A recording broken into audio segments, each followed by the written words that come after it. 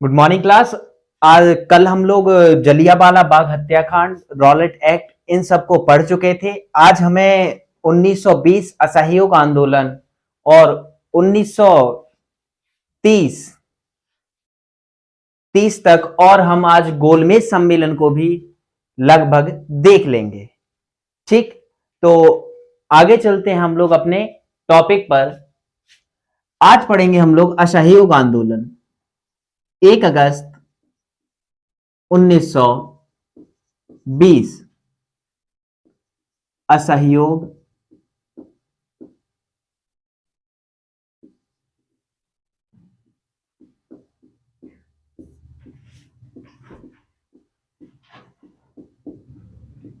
आंदोलन 1 अगस्त 1920 को स्टार्ट होता है असहयोग आंदोलन, non cooperation movement. Non cooperation movement में गांधी जी ने जब नॉन कॉपरेशन मूवमेंट स्टार्ट किया तो उसमें जो भूमिका थी वो भूमिका थी जलियांवाला बाग हत्याकांड, जलियांवाला बाग मैसेकर। उस बैकग्राउंड में गांधी जी ने पब्लिक को कनेक्ट करना स्टार्ट किया कि जलियांवाला बाग हत्याकांड के बेस पर पब्लिक को इकट्ठा किया असहयोग आंदोलन के लिए। असहयोग आंदोलन 1920 में स्टार्ट होता है। महात्मा गांधी जी को पता था कि मेरे को जिस पब्लिक को कनेक्ट करना है, वो जिस एरिया में, जिस कंट्री में मेरे को पब्लिक को कनेक्ट करना है, उस एरिया में जो पब्लिक है वो अलग अलग डिफरेंट स्टेट से आती है, डिफरेंट सबके कल्चर है, उन सबको एक मंच पर लाना है। तो पहले इनमें एक राष्ट्र प्रेम की भावना का होना जरूरी है।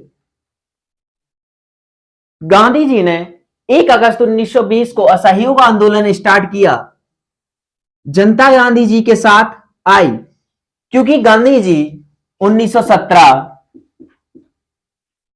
और 1918 में मजदूरों और किसानों को यह जता चुके थे कि वे उनके हितों के लिए काम करते हैं, और 90% पॉपुलेशन जो थी वो इलिटरेट और गरीब थी, लगभग इसी वर्ग से आती थी, मजदूर या किसान इसी वर्ग से आती थी। गांधी जी इनको पहले ही विश्वास दिला चुके थे कि वो इनके हितों के लिए काम करते हैं, इसीलिए 1 अगस्त 1920 असहयोग आंदोलन में इन लोगों ने भी बढ़ चढ़कर भाग लिया। 1 अगस्त 1920 को असहयोग आंदोलन स्टार्ट होता है। आंदोलन पूरे देश में लगभग स्टार्ट होने लगता है, लेकिन वहीं 12 फरवरी 1922 12 फरवरी 1922 12 फरवरी 1922 को हो जाता है चौरी चौरा कांड। चौरी चौरा कांड, चौरी चौरा कांड हो जाता है 1922 में, 12 फरवरी 1922। 1 अगस्त 1920 को आंदोलन शुरू होता है, लेकिन 12 फरवरी 1922 को हो जाता है चौरी चौरा कांड। जो असहयोग आंदोलन था,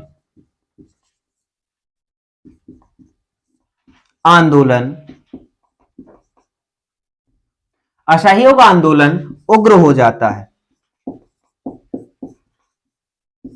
असहयोग आंदोलन उग्र हो जाता है। चौरा चौरी कांड में 22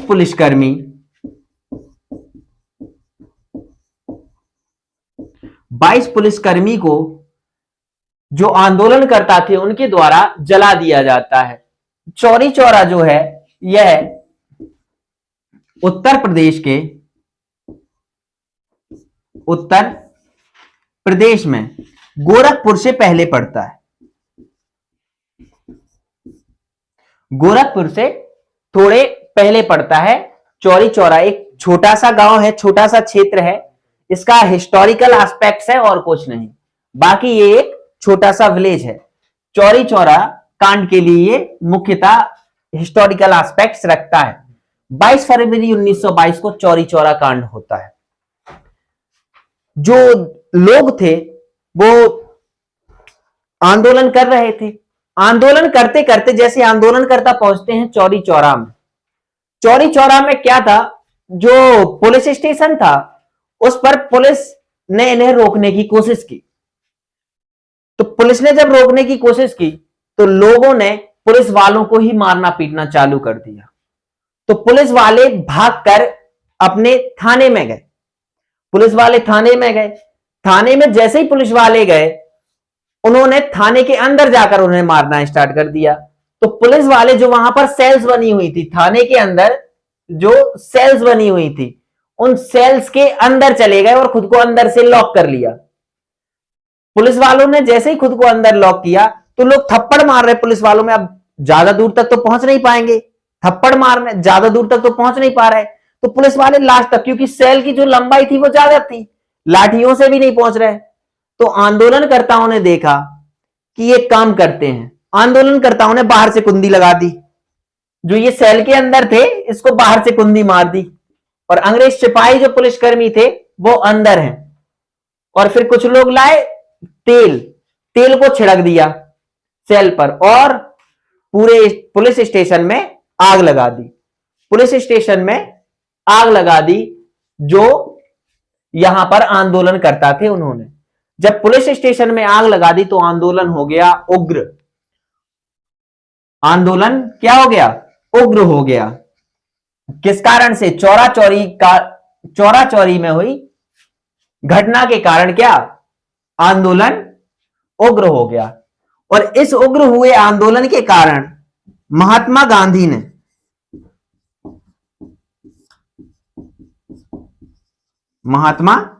ने आंदोलन को स्थगित कर दिया। आंदोलन को स्थगित कर दिया।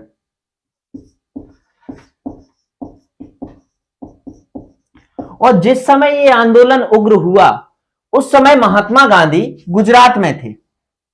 उस समय गांधी जी गुजरात में थे। जिस समय ये आंदोलन उग्र हुआ उस समय पर गांधी जी गुजरात में थे। अब जो सब जनता थी वो पूरी तरह आंदोलन में आ चुकी थी। लोगों को भी मोटिवेशन मिल चुका था कि नहीं, देश के लिए लड़ना है। लेकिन क्या है ना कि जो जनता थी वो इनलिटरेट थी, अनपढ़ थी। लगभग जो जनता थी उस समय वो 5वीं या फिर 6वीं क्लास तक पढ़ी हुई जनता थी। उनकी सोच इतनी दूरदर्शी नहीं थी कि हमने अगर ये किया है तो इसके बदले में प्रतिक्रिया सरकार की क्या होगी। गांधी जी बहुत दूरदर्शी व्यक्ति थे। उन्होंने सोचा कि 1922 में जो चौरी चौरा कांड हुआ, 12 फरवरी 1922 में जो चौरी चौरा कांड हुआ, ये सीधा सरकार के गले पे हाथ है। पहले असहयोग आंदोलन 1920 में जो हुआ वो उग्र नहीं था।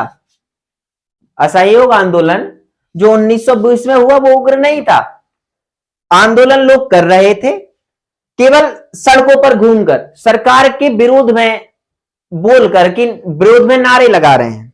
इसीलिए जब इरविन से ब्रिटेन के किंग ने पूछा कि क्या चल रहा है भारत में, तो कह रहे हैं सब भारत में आंदोलन चल रहा है। इरविन ने कहा कि कैसे संभव है एक ऐसे देश में मास मूवमेंट का चलना जो कि खुद देश ही नहीं है। इस पब्लिक को कैसे इकट्ठा किया गया? एक काम करो, तुम कुछ भी करो, आंदोलन को बंद करो, आंदोलन को बंद करो। तो इरविन ने कहा सर कैसे करें हम आंदोलन को बंद, ये कुछ कर ही नहीं रहे हैं। तो कह रहे क्या मतलब कुछ कर ही नहीं रहे हैं? कह रहे ये केवल सड़कों पर घूमते हैं और बस नारे लगाते हैं और गाना गाते जाते हैं कि ईश्वर अल्लाह तेरे नाम इनको बुद्धि दे भगवान, ईश्वर अल्लाह तेरे नाम इनको बुद्धि दे भगवान, कि जो अंग्रेज हैं इनको बुद्धि दे भगवान, इन अंग्रेजों को अकल दे, इन्हें बुद्धि आए थोड़ी कि ये अत्याचार करना बंद करें। तो इस बेस पर तो हम जो ये गाना गा रहे हैं इस बेस पर तो हम लोग उठा नहीं लेंगे, क्योंकि ब्रिटेन में भी कानून था, उनके भी कोर्ट्स थे, और ऊपर से गांधी जी वकील थे। तो इस आधार पर तो उठा नहीं सकते हैं कि चलो आंदोलनकर्ताओं को उठा लो, इस आधार पर तो उठा नहीं पाएंगे। लेकिन 12 फरवरी 1922 को जैसे ही आंदोलन उग्र हुआ, अंग्रेजों को मिल गया मौका, क्योंकि गांधी जी को पता था अब आंदोलन उग्र हो चुका है। अब इनके लिए एक पॉइंट है कि इस आंदोलन के बेस पे वो किस किस नेता को उठाते, ये हम नहीं कह सकते, क्योंकि उस समय पर गिने चुने नेता थे, गांधी, मोतीलाल नेहरू,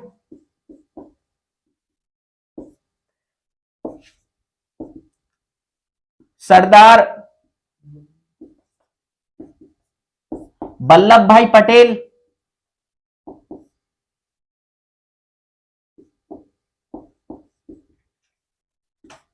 अन्य गिने चुने नेता थे उस समय। और भीड़ को लाया जा सकता है, भीड़ को एक समय के लिए लाया जा सकता है। अंग्रेजों को पता था यदि हमें आंदोलन करना, हमें आंदोलन को खत्म करना है, तो हमें नेताओं को मारना है। इन नेताओं को उठाओ, उठा के कहीं पर भी ले जाओ, इन्हें बंद करो, आंदोलन अपने आप बंद हो जाएगा। गांधी जी को यह पता था कि भीड़ को क्या है, भीड़ तो इकट्ठी हो जाएगी, लेकिन नेता नहीं होता है, नेता बनता नहीं है, नेता पैदा होता है।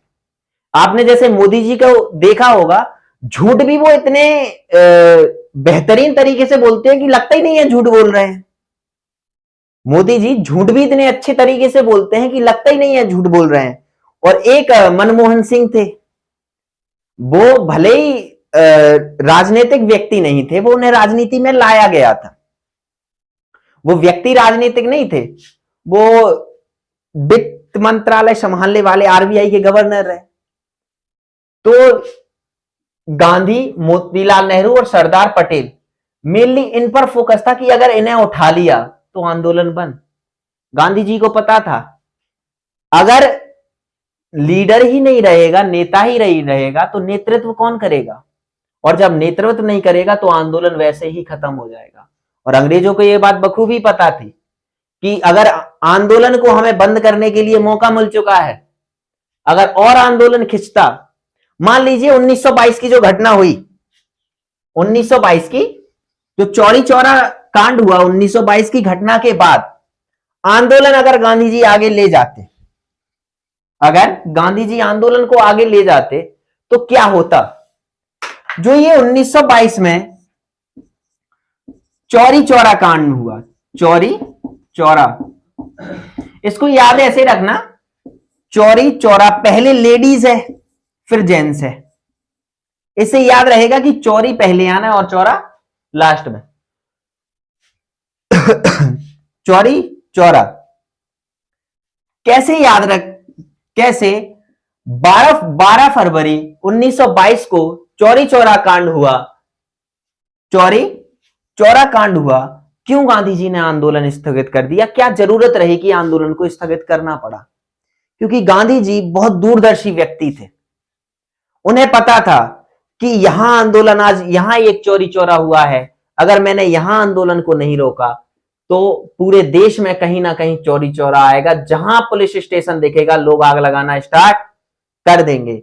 इसीलिए गांधी जी ने इस आंदोलन को स्थगित 1922 में ही कर दिया। और यदि ऐसी घटनाएं होती तो एक एक करके अंग्रेज सब नेताओं को पकड़कर जेल में डाल देते, और भीड़ को इकट्ठी की जा सकती है लेकिन नेता नहीं आ सकता है। आगे चलते हैं।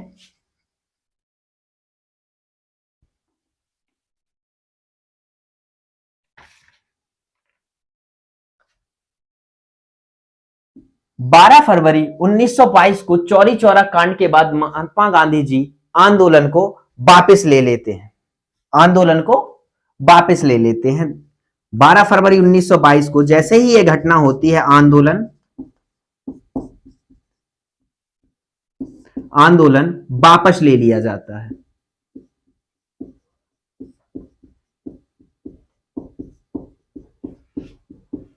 और जिस समय आंदोलन वापस लिया गया उस समय महात्मा गांधी गुजरात में थे।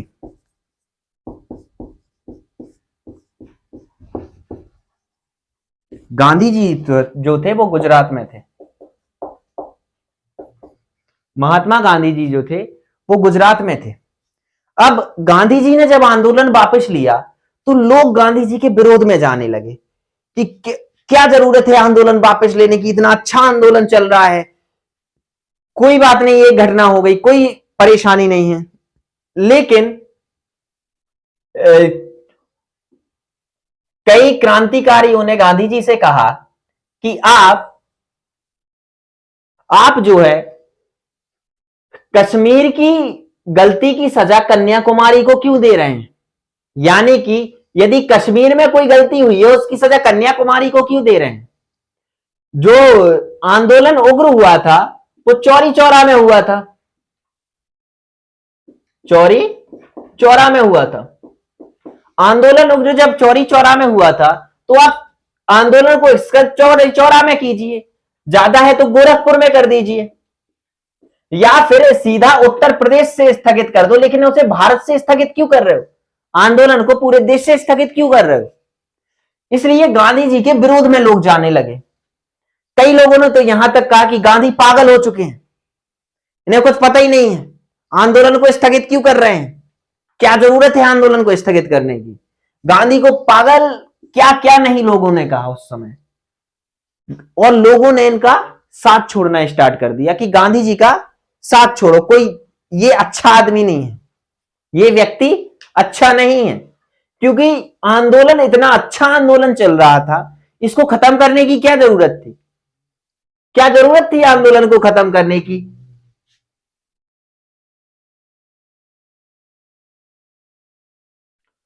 फिर इसके आगे जैसे ही आंदोलन वापस लेते हैं उसके बाद आंदोलन वापस लेने के बाद लोगों का समर्थन गांधी जी के साथ से हट गया। देखिए, क्योंकि जो आम पब्लिक है ना वो दूरदर्शी होती नहीं है। लोगों को क्या सोच रहे थे, लोग जो उस समय सोच रहे थे कि 1920 में हमने आंदोलन शुरू किया, ये अगर गांधी आंदोलन बंद नहीं करते ना तो हम तो इसे 1857 की क्रांति बना देते, 1857 की क्रांति बना देते, दूसरी 1857 की क्रांति होती और देश आजाद कर लेते हम लोग। लेकिन इनका भी वही अंजाम होता जो दूसरी 1857 की क्रांति का हुआ था। क्योंकि जो आंदोलन करता थे ना उनके पास अधिकार नहीं थे। ये गांधी जी को पता था कि भाई अधिकार नहीं है तुम लोगों के पास, बस आंदोलन कर रहे हो, शांतिपूर्वक आंदोलन करो। क्योंकि आंदोलन किसी भी आंदोलनकर्ता के पास अधिकार नहीं होते हैं। आंदोलन अगर आप कर रहे हो तो शांति से करो, क्योंकि आंदोलन करना है तो आपको शांति से ही करना पड़ेगा। सरकार का विरोध जो आप कर रहे हैं वो शांति से कीजिए, क्योंकि किसी भी सरकार, कोई भी सरकार हो, आप सरकार के विरोध में जाओगे, सरकार पर हाथ डालोगे तो सरकार तो रिटेलिएट करेगी। और उसी में जो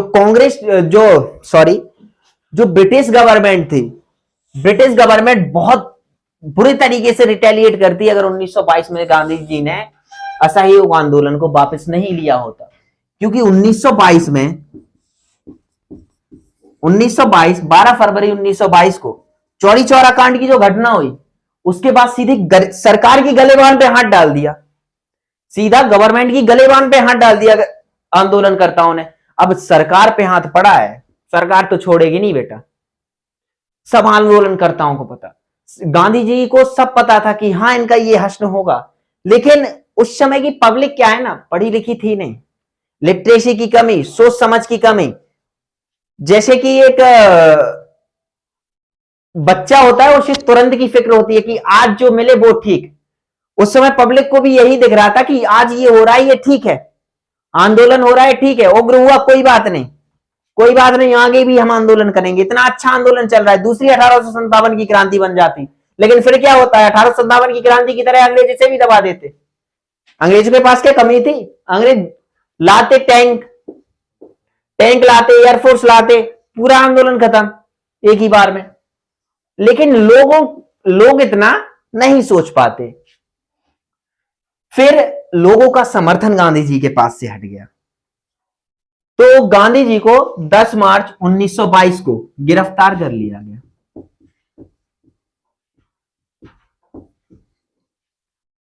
फरवरी में आंदोलन, 12 फरवरी में यह घटना हुई और आंदोलन वापस लिया गया। गांधी जी को गिरफ्तार किया गया 10 मार्च को। क्यों? क्योंकि पब्लिक का जैसे ही अंग्रेजों को पता चला कि गांधी के पास से पब्लिक गई, गांधी के पास से पब्लिक ने अपना सपोर्ट खींच लिया। पब्लिक गालियां दे रही है गांधी को, अंग्रेजों को चांस मिल गया कि गांधी को उठा लो। और गांधी जी ने राष्ट्र के लिए जेल भी चले गए। गांधी जी को 6 साल के लिए जेल सुनाई गई कि महात्मा गांधी को 6 साल जेल में रहना है, 6 साल जेल में रहना। और ये व्यक्ति हंसते हंसते हुए जेल चला गया देश के लिए। 6 साल एक टाइम पीरियड होता है, जेल में चला गया देश के लिए, और पब्लिक इन्हें गाली देती है। सोचिए उस जनता के लिए जो उस समय इस व्यक्ति को गाली दे रहे हैं, उस समय इस व्यक्ति को गाली दी जा रही है, देश की जनता हर जगह से कोस रही है। उस समय ये व्यक्ति देश के लिए 6 साल के लिए जेल चला जाता है। लेकिन 1924, 2 साल बाद 1924 में गांधी जी का स्वास्थ्य खराब होता है।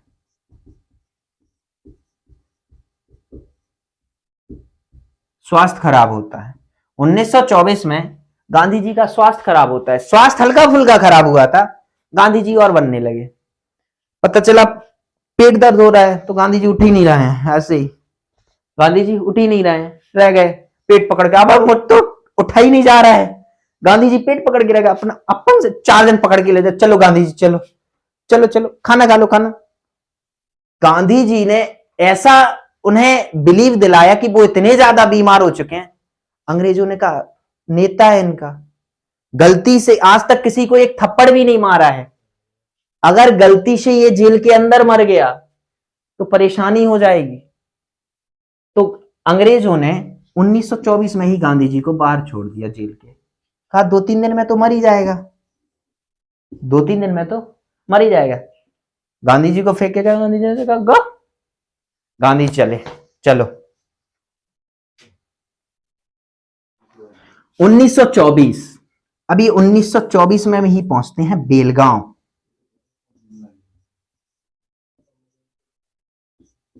बेलगांव, बेलगांव जगह है कर्नाटक में। कर्नाटक में, कर्नाटक बेलगांव में गांधी जी कांग्रेस के अधिवेशन में पहुंचते हैं और बेलगांव अधिवेशन की अध्यक्षता कर देते हैं और लोगों को विश्वास दिलाते हैं कि मैंने जो समाज के लिए आपके लिए काम किए उससे खुश होकर अंग्रेज सरकार ने मुझे छोड़ दिया। जबकि सच्चाई पता है कि अंग्रेजों ने इसलिए छोड़ दिया था क्योंकि स्वास्थ्य ज्यादा खराब लग रहा था उन्हें। और गांधी जी जैसे ही 1924 में बेलगांव अधिवेशन की अध्यक्षता कर दी कर्नाटक में। गांधी जी द्वारा मात्र एक अधिवेशन की अध्यक्षता की गई 1924 में, जो कि बेलगांव अधिवेशन था। 1924 में बेलगांव अधिवेशन की अध्यक्षता कर दी जो कि कर्नाटक में। उसमें गांधी जी ने लोगों को विश्वास दिलाया कि मैं देश की सेवा करने के कारण, जो आप लोगों की मैं सेवा कर रहा था, तो अंग्रेज सरकार ने मुझे छोड़ दिया कि जाओ आप अच्छे आदमी। फिर गांधी जी ने 1924 में यहां तो किया इनने कर्नाटक में बेलगांव अधिवेशन जो कांग्रेस का चल रहा था।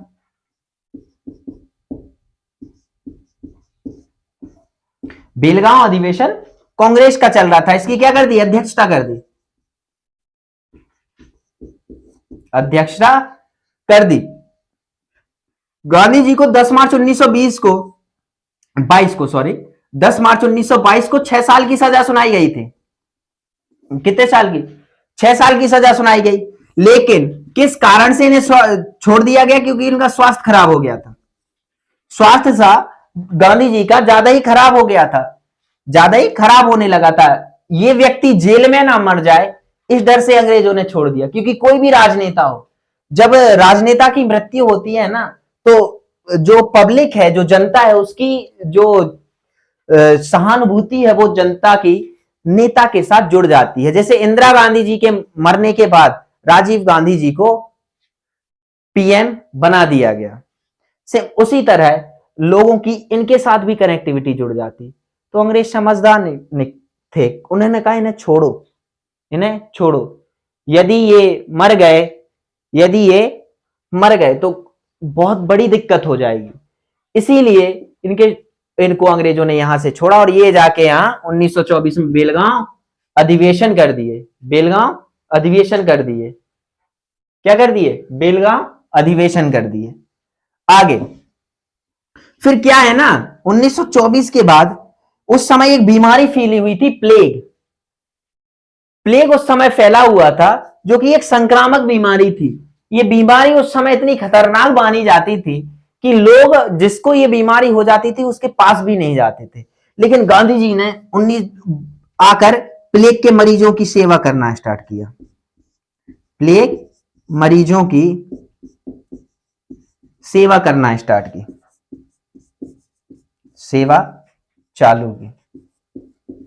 किसकी? प्लेग से जो परेशान है, प्लेग से जो बीमार मरीज है, उनकी सेवा करना स्टार्ट की। तब लोगों को लगा यार कितना अच्छा इंसान है, उन व्यक्तियों की सेवा कर रहा है जिनके पास भी लोग नहीं जाते हैं, जिनके पास नहीं जाते हैं, उन लोगों की ये सेवा कर रहा है। नहीं, गांधी अच्छा इंसान है। फिर से लोग पब्लिक कनेक्ट करना इनसे स्टार्ट हुई और पब्लिक कनेक्ट करती गई।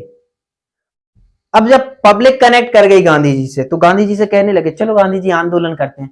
गांधी जी कह रहे रुको, फिर से आंदोलन। क्योंकि देखिए किसी भी चीज को आप हर बार करेंगे ना, तो उस चीज की उतनी वैल्यू नहीं रहेगी। जैसे आप लोग स्कूल डेली डेली जाते हो, जब पहली बार स्कूल गए होगे तो लगा होगा कि हाँ स्कूल जाना है, चलो चलते हैं स्कूल चलें। जब पहली बार किसी स्कूल में जाते हैं ना, तो एक अलग ही अटेंशन होता है, एक अलग ही मन होता है आप लोगों का जाने का।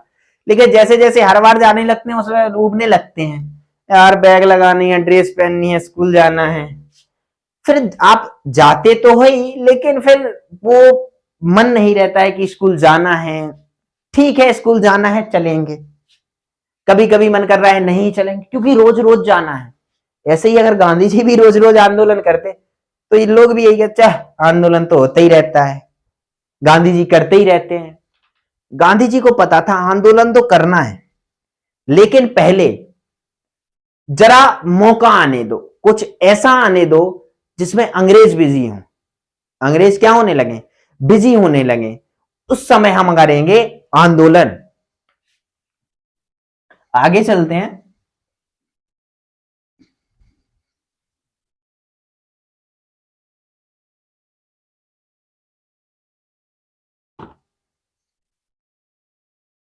ब्रिटेन में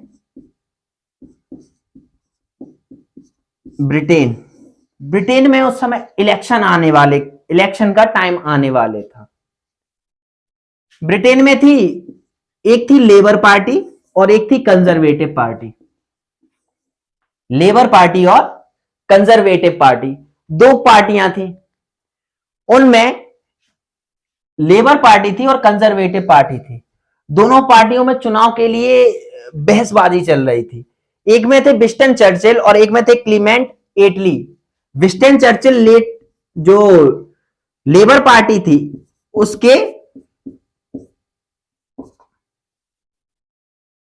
विंस्टन चर्चिल, क्लीमेंट एटली,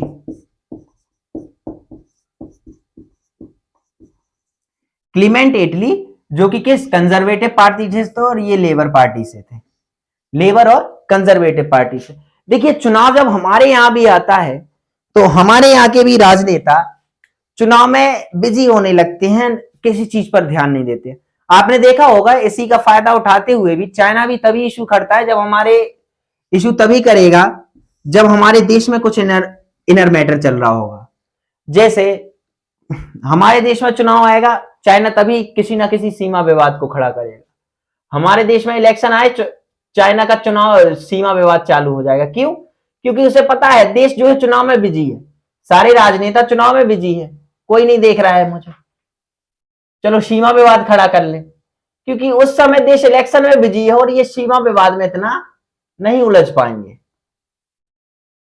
इतना सीमा विवाद में नहीं उलझ पाएंगे। देश इस समय किसमें? चुनाव में बिजी है। और कोई भी इंटरनल डिस्टरबेंस होता है देश में तो जो चाइना है वो एक्रोचमेंट करना स्टार्ट कर देता है या कोई ना कोई डिस्टरबेंस कर देता है। इसी के लिए गांधी जी ने देखा चुनाव आने वाले हैं, अब टाइम आ गया है, अब टाइम आ गया है, अब कुछ करना पड़ेगा। तो गांधी जी ने इरविन को बुलाया। इरविन, उस समय इरविन जो था वो वायसराय था भारत का। ये मैं टाइम पीरियड की बात कर रहा हूं 1930 1930 के टाइम पीरियड में जो इरविन था वो वायसराय था भारत का। इरविन भारत का वायसराय था। गांधी जी ने इरविन को बुलाया, इरविन से कहा, इरविन ये लो एक 11 मांगे एक पन्ने पर लिख कर दी, जिसे 11 सूत्री कार्यक्रम कहा गया। 11 सूत्री कार्यक्रम, जिसमें मुख्य था कि भारत को डोमिनियन स्टेट दो, भारत को डोमिनियन स्टेटस दो, डोमिनियन स्टेटस दो। तो जो इरविन था उसने कहा बापू इतना तो नहीं कर पाएंगे, मेरी इतनी हैसियत नहीं है कि मैं आपको यह वादा कर पाऊं कि भारत को डोमिनियन स्टेटस देंगे, हम भारत को डोमिनियन स्टेटस दे देंगे। इतनी हैसियत का इंसान नहीं हूं मैं कि मैं आपसे वादा कर दूं कि हम भारत को डोमिनियन स्टेटस देंगे और ये आपकी मांगे पूरी कर पाऊं या फिर मांगों को पूरी तरह मैं बता पाऊं कि क्या आपको मिलेगा या क्या नहीं। मैं इतनी हैसियत का आदमी नहीं हूं कि मैं ये वादा कर जाऊं कि क्या भारत को देंगे और क्या नहीं। वहां पर ब्रिटेन की पार्लियामेंट में व्हाइट पेपर पेश हो चुका था और उसमें कहीं पर डोमिनियन स्टेटस था ही नहीं। भारत के लिए जो मांग कर रहे थे गांधी जी की डोमिनियन स्टेटस दो हमें, डोमिनियन स्टेटस कहीं पर था ही नहीं। क्योंकि व्हाइट पेपर क्या होता है ना, जो ब्रिटेन में बिल लाया जाता है उसे व्हाइट पेपर कहते हैं। व्हाइट पेपर किसे कहते हैं? जो ब्रिटेन में जो संसद में बिल लाया जाता है उसे व्हाइट पेपर कहते हैं।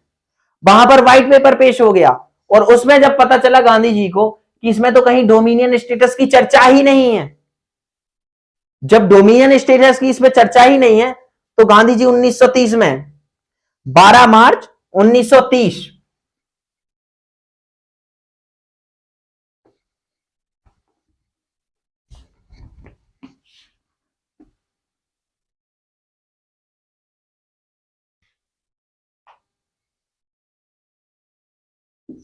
12 मार्च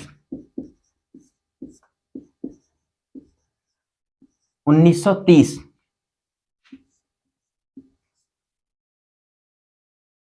गांधी जी दांडी यात्रा चालू कर देते हैं। दांडी यात्रा चालू कर देते हैं महात्मा गांधी जी 1930 में अपने 78 अनुयायियों के साथ। मतलब उनके साथ 78 लोग जाते हैं, 78 से 80, 78 लोग जाते हैं। किसमें? दांडी यात्रा में। 12 मार्च 1930 को स्टार्ट होती है।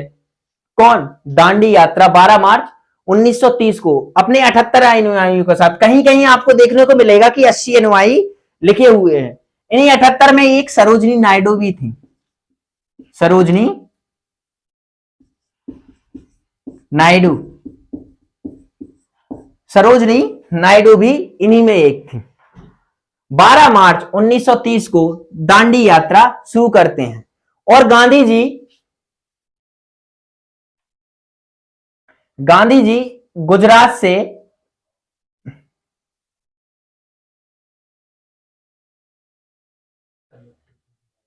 यहां गुजरात से, यहां से जहां पर साबरमती आश्रम था वहां से पहुंचते हैं समुद्र तट पर। क्योंकि उस समय पर जो अंग्रेज थे उन्होंने कानून बना रखा था कि भारतीय जो है वो नमक का उत्पादन नहीं करेंगे।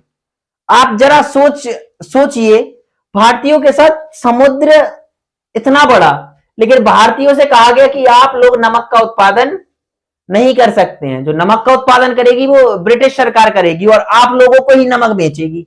आप ही के देश में, आप ही के देश से उत्पादन किया, आप ही को बेच रहे हैं। गांधी जी ने कहा नहीं, हम नमक कानून को तोड़ेंगे। गांधी जी ने, और यहां से चलना स्टार्ट किया लगभग 280 किलोमीटर, 250 से 280 है, चलना स्टार्ट किया आपने। 78 बहुत से लोगों ने चलने की कोशिश की गांधी जी के साथ, लेकिन कुछ तो 2 किलोमीटर चले और गिर गए, 2 किलोमीटर चले और गिर गए।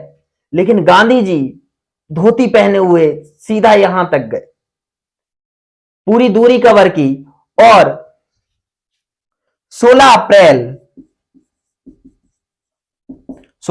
1930 गांधी जी ने 16 अप्रैल 1930 को नमक कानून तोड़ा।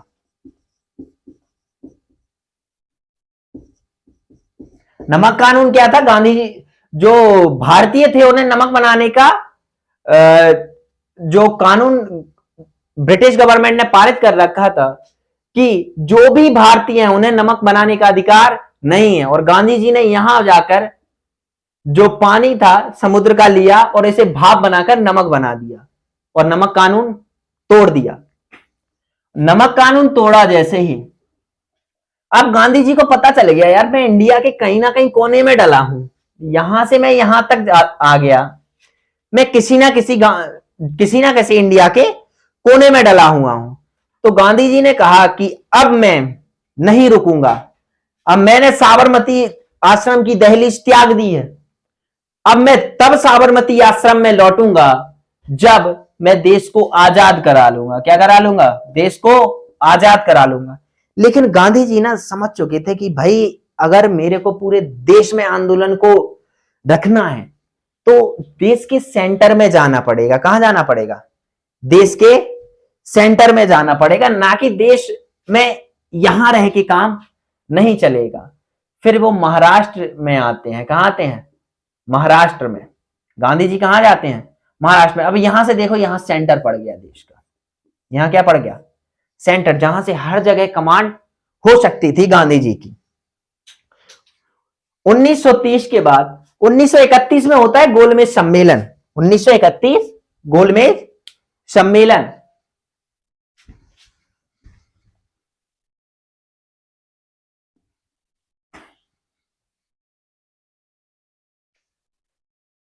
Nineteen 31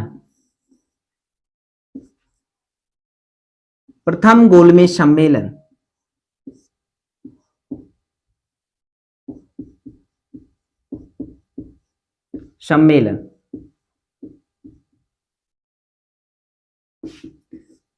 first round table talk 1931।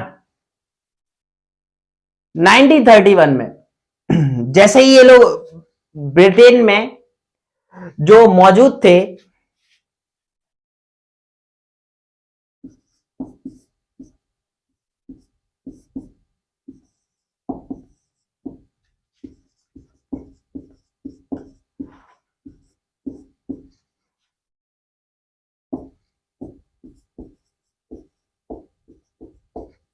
जो फर्स्ट राउंड टेबल टॉक थी उसमें गांधी जी को नहीं बुलाया, क्योंकि फर्स्ट राउंड टेबल टॉक थी 1931 में। जो वहां पर नेता मौजूद थे, वहां के पीएम ने पूछा लोगों, जिन्ना, बी आर अंबेडकर और सी आर दास से कि तुम लोगों के पीछे जनता है? तो जिन्ना ने कहा 40% जनता मेरे पीछे है, 40% जनता मेरे पीछे है। सी आर दास ने कहा 25% मेरे पीछे है, और बी आर अंबेडकर ने कहा 10% जनता मेरे पीछे है। तो पीएम को, ब्रिटेन के प्रधानमंत्री को लगा जब 75% जनता यही है, 75% जनता के नेता प्रथम गोलमेज सम्मेलन में है, तो गांधी को भाड़ में डाल दो, मत बुलाओ गांधी को। तो प्रथम गोलमेज सम्मेलन में गांधी जी को बुलाया ही नहीं गया, क्योंकि जो जिन्ना था उसने कहा 40% जनता मेरे साथ है, सी आर दास ने 25% जनता मेरे साथ है, और अंबेडकर ने कहा 10% जनता हमारे साथ है भारत की। क्यों? क्योंकि जो जो वहां पर दलित लोग हैं वो हमारे साथ हैं। जिन्ना ने कहा मुस्लिम मेरे साथ हैं। सीआर दास ने कहा वहां की 25% जनता तो हमारे ही साथ है। जब ब्रिटेन के पीएम ने देखा कि 75% की जनता के नेतृत्व करने वाले नेता तो पहले मौजूद ही हैं प्रथम गोलमेज सम्मेलन में, तो क्यों गांधी को भाव दिया जाए? गांधी को मत बुलाओ। क्यों? क्योंकि गांधी जी ने लिख रखा था 11 सूत्रीय कार्यक्रम मानो हमारा, तब आएंगे हम तुमसे बात करने। तो इन्होंने कहा कि गांधी को जाने दो, हम 75% जनता के नेतृत्व करने वाले नेता हैं ना, हम इनसे ही काम करेंगे। चलो प्रथम गोलमेज सम्मेलन करते हैं। अब प्रथम गोलमेज सम्मेलन हुआ और गांधी जी ने यहां पर बवाल खड़ा कर दिया। गांधी जी ने कर दिया दांडी मार्च। फिर से एक बार पूरे देश में नमक कानून टूटा जाने लगा। पूरे देश में नमक कानून एक तरीके से पूरे देश में फैल गया। पूरे देश में नमक कानून के विरोध में लोग निकलने लगे। नमक कानून के विरोध में पूरे देश में लोग निकलने लगे। आपने नाम सुना होगा सीमांत गांधी, खान अब्दुल गफ्फार खान, जिन्हें सीमांत गांधी के नाम से जाना जाता है, जिन्हें जाना जाता है सीमांत गांधी के नाम से, खान अब्दुल गफ्फार खान।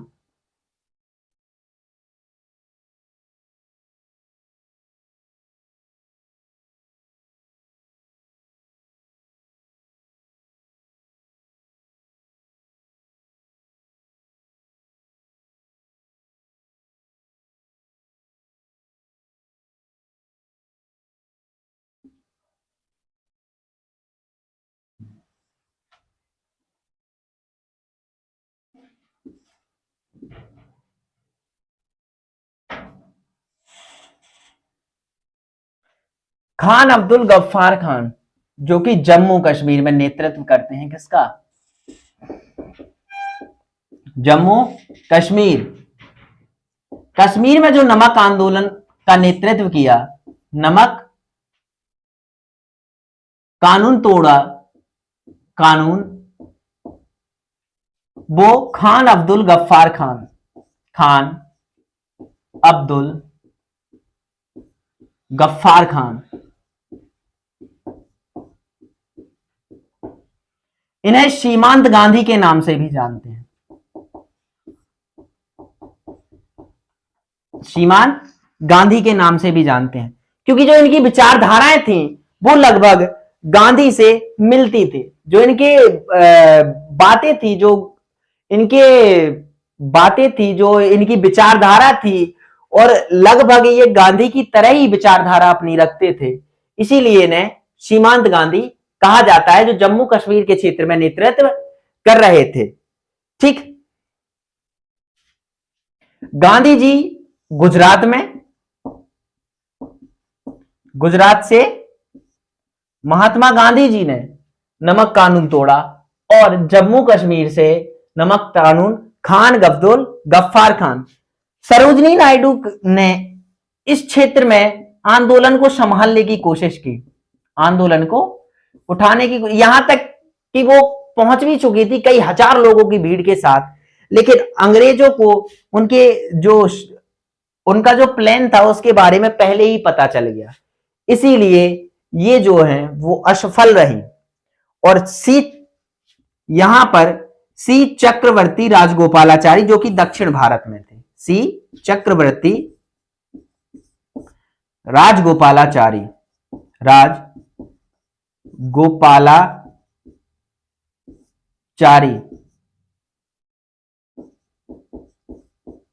सी राजगोपालाचारी, जिन्होंने दक्षिण भारत में इस आंदोलन का, इस बहिष्कार का प्रतिनिधित्व किया दक्षिण भारत में।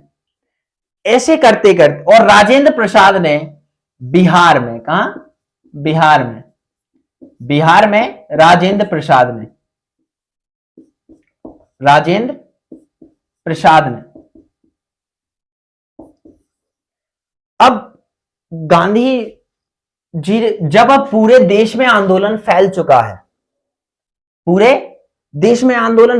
है, तो वहां पर जो प्रधानमंत्री थे वो फिर से इरविन को यहां पर कांटेक्ट करते हैं और इरविन से कहते हैं क्या चल रहा है देश में। इरविन कहता है वो मास मूवमेंट चल रहा है। तो यहां पर आते हैं गोलमेज सम्मेलन के बाद, पूछते हैं नेताओं से, कौन जो नेता थे तीनों नेताओं से पूछा जाता है तुम तो कह रहे थे 70% जनता तुम्हारे साथ है, फिर ये गांधी क्या कर रहे हैं, ये मूवमेंट कैसे चालू हो गया। तो उन्होंने कहा तभी तो हम इसे बाबा कहते हैं, ये पता नहीं कब क्या मंत्र फूक के क्या चालू कर दे पता ही नहीं चलता है, ये बाबा ऐसा ही है, कहीं भी लंगोट पहन के निकल चलता है, कभी भी आंदोलन चालू कर देता है, इसीलिए हम इसे बाबा कहते हैं, कुछ भी कर सकता है। तो प्रधानमंत्री ने, ब्रिटेन के प्रधानमंत्री ने इनसे कहा तुम तो कह रहे थे 75% जनता हमारे साथ है, फिर ध्यान रखना अगर ज्यादा आंदोलन हुआ तो मैं यहीं से मारेंगे और भगाएंगे तुम्हें वहां तक, भारत तक। फिर द्वितीय गोलमेज सम्मेलन में गांधी जी को कहते हैं कि गांधी जी को कैसे बुलाया जाए। तो इरविन से कहा जाता है कि गांधी को बुलाओ, आप तो गांधी को मनाओ कि वे द्वितीय गोलमेज सम्मेलन में आए। गांधी जी जो है वो द्वितीय गोलमेज सम्मेलन में आए, महात्मा गांधी जी द्वितीय गोलमेज सम्मेलन में आए। अब द्वितीय गोलमेज सम्मेलन में मनाने के लिए आते हैं जो इरविन महात्मा गांधी जी को मनाने के लिए, किसके लिए आते हैं कि महात्मा गांधी जी द्वितीय गोलमेज सम्मेलन में आए, द्वितीय गोलमेज सम्मेलन में आए। 1932 सेकेंड राउंड, द्वितीय गोलमेज सम्मेलन, सेकेंड राउंड टेबल कॉन्फ्रेंस 1932 द्वितीय गोलमेज सम्मेलन के लिए गांधी जी को मनाने के लिए, द्वितीय गोलमेज सम्मेलन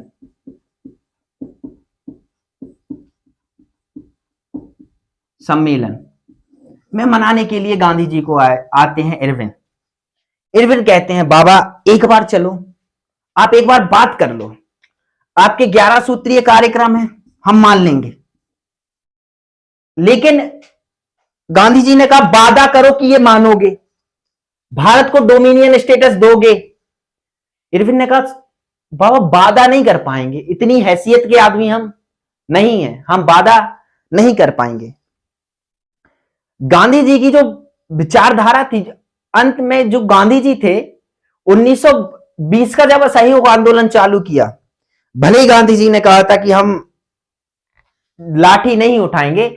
आजकल क्या है ना, हमारे समाज में गांधी को लोग जब चाहे जब कोसने लगते हैं, जब चाहे तब गाली देने लगते हैं, लेकिन गांधी अपने आप में इतने महान व्यक्तित्व थे, क्योंकि वही गांधी तो 1920 में कह रहे थे कि हम 1920 में दंगा जो हम खिलाफ है, किसके, आप लोग अगर हिंसा करोगे हम हिंसा के खिलाफ है, हिंसा के खिलाफ है गांधी जी। और वही जब करते हैं भारत छोड़ो आंदोलन और नारा देते हैं करो या मरो का, भारत छोड़ो आंदोलन जब करते हैं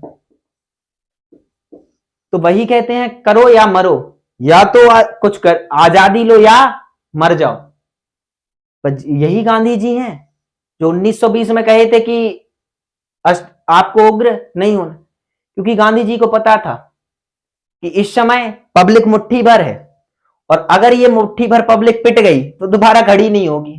क्योंकि आपने भी देखा होगा ना, जब सरकार के विरोध में खड़ा होना मजाक नहीं है, और उस समय सरकार एक अलग ही तानाशाही में रहती थी, हम उस समय गुलाम थे